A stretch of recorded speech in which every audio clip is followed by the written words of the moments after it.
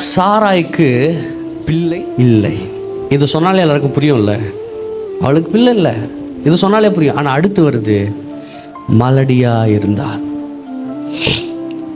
she don't have child, she can't have a child. Actual ஹீப்ரூவில் என்ன தெரியுமா இருக்கு? அவளுக்கு கற்பமே இல்லையா, அவளுக்கு கற்பமே இல்லை. நம்பின ஆபிரகாம் இப்போ கூட இல்லை. என்ன ஆனாலும் என் கையை பிடிச்சி நான் அவன் கூட இருப்பேன்னு வாக்கு பண்ணவன் என் கூட இல்லை.